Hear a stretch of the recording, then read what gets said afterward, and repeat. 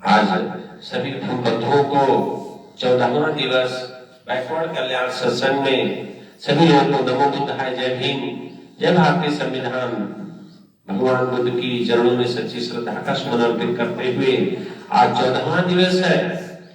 इस 14वां दिवस में तथागत भगवान बुद्ध के जीवनोपयोगी जीवन में संघ द्वारा दिया गया दंड को स्वीकार रहे हैं और भगवान बुद्ध के बुद्ध एंड हिज धम्मा अम्बेडकर साहब द्वारा लिखी हुई पुस्तक का 14वां दिवस का पाठ है, जिसमें पिछले पाठ में बताया गया कि स्वेच्छा से संघ की मर्यादा का ध्यान रखते हुए तथागत भगवान बुद्ध ने अपनी सजा को स्वीकारे, लेकिन तरह तरह के गलत भ्रांति के कारण उन्हें सजा का गलत प्रचार किया जाता है।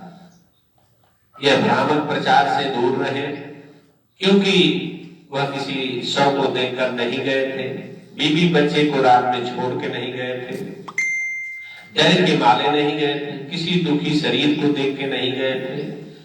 हकीकत में उन्होंने देश में हो रहे अन्याय अत्याचार के खिलाफ लड़ने के कारण उन्हें देश निकाले की सजा मिली थी, मृत्यु की सजा भी मिल रही थी, लेकिन उन्होंने देश निकाले की सजा को स्वीकारा और आज प्रवज्ञा अभी निष्क्रमण के तहत वे अपनी सजा को स्वीकार रहे हैं और सेनापति के द्वारा बोला जा रहा है। आज 14वें पाठ में धम्म बंधु आप सभी को बताना चाहता हूं कि सेनापति तुम्हारी बात मानना कठिन है। जब सेनापति बोले कि मुनिवर सिद्धार्थ आपकी बात को मानना बहुत ही कठिन है, तुम्हारी बात मानना कठिन है, क्योंकि यदि तुम स्वेच्छा से भी मृत्यु अथवा देश निकाले का वर्णन करो तो भी कौशल नरेश को इसका पता लग ही जाएगा कि तुम्हें अगर दोनों बात देखी जाती है तो कौशल नरेश को, कौशल नरेश जो पड़ोस के राज्य थे और कौशल नरेश संघ के मुखिया थे। बात समझिएगा, जब कौशल नरेश की बात पता चलेगी तो हो सकता है कि वो हम पर दबाव डाले, इसलिए उन्होंने कहा कि यह बात तो आज नहीं तो कल पता चल ही जाएगी। तो भी कौशल नरेश को वह निश्चय पूर्वक इसी परिणाम पर पहुंचेगा कि शाक्य संघ ने ही यह दंड दिया होगा, यह शाक्य संघ के विरुद्ध कार्रवाई करेगा। तो हो सकता है कौशल नरेश शाक्य वंश पर, शाक्य संघ पर विरोध का उनका कुछ कार्रवाई करेगा, कर सकते हैं।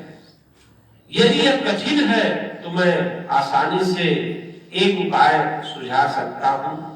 सिद्धार्थ गौतम का उत्तर था कि अगर आप लोगों को यह कठिन लग रहा है कि जो मैं ग्रहण कर रहा हूं, तो एक सुझाव है, मैं परिव्राजक बन जा सकता हूं और देश से बाहर चला जा सकता हूं। मतलब दो बातें जो रखी गई, मृत्यु और बाहर जाने का, तो उन्होंने स्वेच्छा से स्वीकारा और उत्तर दिया कि मैं परिव्राजक बन सकता हूं और देश से बाहर चला जाऊंगा। यह भी एक प्रकार का देश निकाला ही है।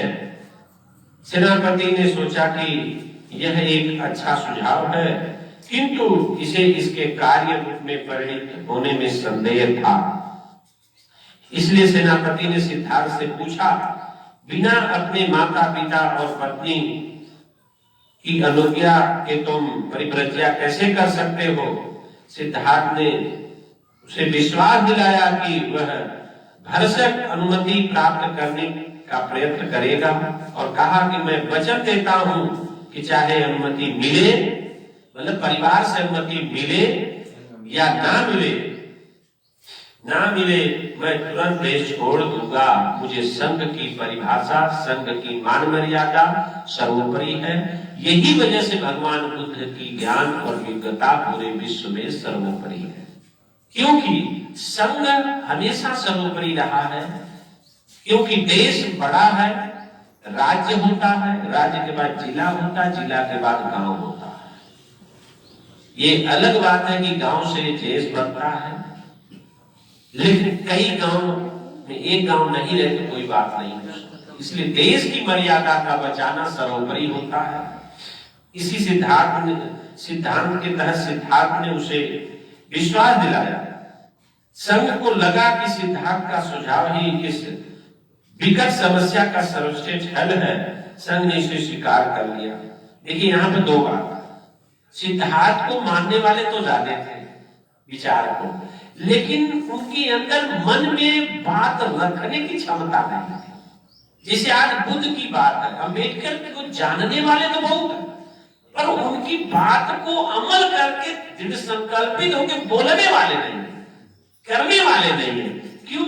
क्योंकि उनको बोलने के लिए कुछ दिन के लिए बीवी बच्चे से दूर रहना पड़ेगा, उनके सिद्धांत पर चलने के लिए कुछ परिस्थितियां भी आएंगी, उनके सिद्धांत पर चलने के लिए कभी सूखी रोटी भी खानी पड़ेगी, पर ये कार्य करने की क्षमता सब में नहीं है। इसीलिए लोग बुद्ध के मानने वाले तो संघ में थे, 2/3 से ज्यादा थे, लेकिन हिम्मत नहीं जुटा पा रहे थे सेनापति के खिलाफ। आज भी यही स्थिति है। आज भी भारत में स्थिति है कि सभी लोग बुद्ध की बात करते हैं, लेकिन बौद्ध धर्म स्वीकारने की बात आती है तो किसी की हिम्मत नहीं करती। लाभ जरूर लेंगे, ब्याज सब करेंगे, लेकिन समस्या यही आके खड़ी होती है। क्यों? क्योंकि हिम्मत नहीं होती। हिम्मत सर्वाइवल फिटेस्ट है। दृढ़ संकल्प व्यक्ति का बल मजबूत होता है। शारीरिक बल से ज्यादा व्यक्ति का आत्मबल मजबूत होना चाहिए, दृढ़ संकल्प मजबूत होना चाहिए, तो वह कोई भी कार्य कर सकता है, कोई भी खुश जुटा सकता है। लेकिन अगर दृढ़ संकल्प नहीं है तो नहीं कर पाएगा। इस बात पर यह सर्वश्रेष्ठ हल है, लेकिन यह बात सभी लोग स्वीकार नहीं पा रहे थे। इस कारण बुद्ध जो है आगे इस त्याग को स्वीकारने के लिए तैयार थे। सभा के सम्मुख जो कार्यक्रम चल रहा था उसे समाप्त कर संघ विसर्जित होने का वही था कि एक तरुण शाक्य ने, एक बुजुर्ग ने हिम्मत जुटाई। तरुण मतलब बुजुर्ग। एक बुजुर्ग व्यक्ति शाक्य मुनि ने अपने स्थान से खड़े होकर कहा, कृपया मेरी बात सुने, मैं कुछ महत्वपूर्ण की सूचना देना चाहता हूं। उसे बोलने की अनुमति मिली तो उसने कहा, मुझे इसमें तनिक संदेह नहीं है कि सिद्धार्थ गौतम अपने वचन का पालन करेगा। मतलब उसने स्पष्ट कहा कि मुझे तनिक संदेह नहीं है कि वो अपनी वचन पर उतर जाएगा, यानी पालन करेगा, तुरंत देश से बाहर चल जाएगा। लेकिन एक बात है जिससे मैं थोड़ा चिंतित हूं। हिम्मत देखिए बुजुर्ग में आ ही गई, वह समझ गया कि मुझे वैसे भी मरना, मार डालो, मैं बात करके छोड़ूंगा। अगर ये विवेक हमारे बुजुर्गों में आ जाए तो समझ लिया कि आज बहुत बड़ी उपलब्धता हासिल हो जाए। एक शेर अक्सर आदमी कहते हैं कि दर्द बहुत है, गम बहुत है, पुराने जाबाज मिसंदी सो रहे हैं, पुरानी मिसंदी सो रहे हैं, भारत देश को वही बेच रहे हैं जिसकी ताकत नहीं। बात समझिए, एक तर्क है, क्योंकि पुराने जो मिसंदी जाबाज में सो रहे हैं उनके अंदर हिम्मत नहीं है। वही बात कह रहा है। देखिए आज से कितने साल पहले की बात, लेकिन आज भी हमारे लोग उसको अनुसरण नहीं कर पा रहे। लेकिन उसने यही बात है कि मैं भी अपनी बात रख दूं। फिर क्या कह रहे हैं, अब जबकि सिद्धार्थ आंखों में अदृश्य हो जाएंगे, जब यहां से ओझल दूर चले जाएंगे, तो क्या संघ का यही इरादा है कि कोलियों के विरुद्ध घोषणा कर दी जाए? अगर मान लीजिए बुद्ध चले जाते हैं तो क्या कोलियों के विरुद्ध युद्ध छोड़ दिया जाएगा? बात समझिएगा। मैं चाहता हूं कि संघ पुनः इस बात पर गंभीरता पूर्वक विचार करे।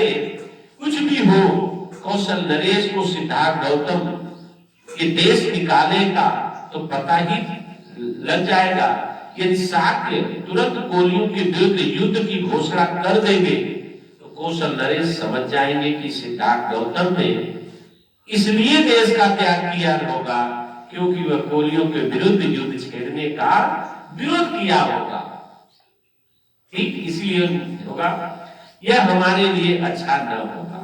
इसलिए मेरा प्रस्ताव है कि हमें सिद्धार्थ गौतम को गृह त्याग और कोलियों के विरुद्ध वास्तविक युद्ध छेड़ने के बीच कुछ समय को यूं ही गुजार देना चाहिए, अन्यथा कौशल नरेश इन दोनों घटनाओं से संबंध स्थापित कर देगा।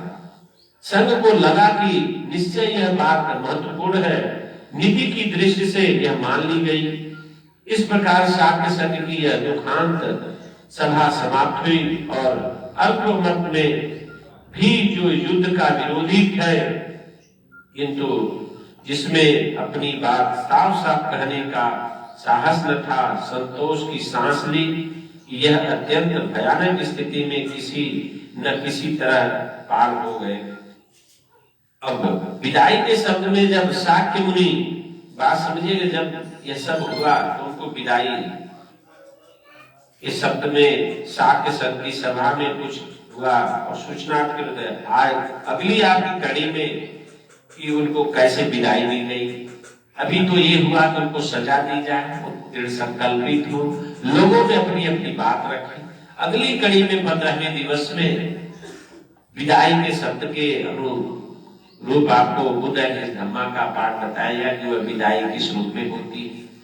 इसलिए साथियों इससे शिक्षा मिलती है कि कोई भी व्यक्ति अगर महान होता है तो वह अपने दृढ़ संकल्प के कारण होता है। सच्चाई पर वो दृढ़ संकल्पित रहने वाला व्यक्ति कभी फेल नहीं होता। कहते हैं सच्चा कभी झुकता नहीं है और जो झुकता है वो सच्चा नहीं है। ये भी जैसे सच्चाई पर व्यक्ति चलने वाला व्यक्ति नम्र भाव से अपने कार्य में चलता रहा तो अकड़ भी बहुत ज्यादा नहीं होनी चाहिए, विनम्रता होनी चाहिए। झुकता वही है जिसमें जान होती, अकड़ तो मुर्दे की पहचान होती, साख उसी की बस्ती है। घमंडी पेड़ पटक दिए जाते हैं तेज हवाओं में, साख उसी की बस्ती जो लचकदार होती। कभी आपने बांस के पेड़ को टूटते नहीं देखा होगा, कभी आप सफेदा का पेड़ इतना ऊंचा होता लेकिन टूटते नहीं देखा होगा। लेकिन आम, महुआ, नीम छोटे छोटे पेड़ टूट जाते क्योंकि ये घमंडी होते हैं। इसीलिए जितने भी छोटे लोग हैं, कम बुद्धि के लोग हैं, वह अक्सर गुस्सा, ईर्ष्या, द्वेष, घमंड में तोड़ दिए जाते हैं और मार दिए जाते हैं और थाने पुलिस तक पहुंच करके उनकी संपत्ति जाती, शरीर का नुकसान होता, सब होता है। लेकिन बुद्धिजीवी कभी भी न वो सर फोड़वाता है, न थाने का मुंह देखता है, न कभी देवी देवताओं को कोई पैसा चढ़ाता है, क्योंकि उसका बुद्धि का इस्तेमाल करता है। इसलिए तीनों चीज से बचता है। जो ये तीनों चीज से बचता है वही समझदार है। समझदार कभी लड़ते नहीं, मूर्ख कभी लड़ाई से दूर होते थे। यही पहचान है कि जो लड़ता है और मारपीट करके थाने तक जाता है उसे समझदार न समझिए। और मूर्ख कभी एक नहीं होते, समझदार कभी अलग नहीं होते। ये इंड ज्ञान कि जो समझदार है वो एक रहेगा, अब मूर्ख होगा कभी एक नहीं होगा। मूर्ख का मतलब है कि लिमिट से ज्यादा स्वार्थी। ज्यादा स्वार्थी व्यक्ति कभी एक नहीं होते। स्वार्थी व्यक्ति, समझदार व्यक्ति एक ही रहेंगे और संघ की मर्यादा का ध्यान रखेंगे, संघ से बचाए हुए रास्ते में चलेंगे, अमल करेंगे और औरों को अमल करने का प्रेरित करेंगे। और जिसकी आज व्यवस्था बची हुई है वो संघ है, और जिसकी व्यवस्था टूट रही है वह संघ के नियम न चल रहा है न चला रहा है। संघ का सिर्फ नाटक रचे हुए है और नाटक रचने वाला व्यक्ति कभी रिजल्ट नहीं पाता। संघ वही चलता है, घर वही चलेगा जहां तीन चीज होता, घर और मकान में अंतर होता साथियों। ईंट पत्थर की जगह ईंट पत्थर सीमेंट से बना हुआ व्यक्ति वो क्या होता है? मकान होता है। ईंट पत्थर सीमेंट गाला से बना हुआ मकान होता है और उसमें जो लोग रहते हैं इस चीज से रहते हैं।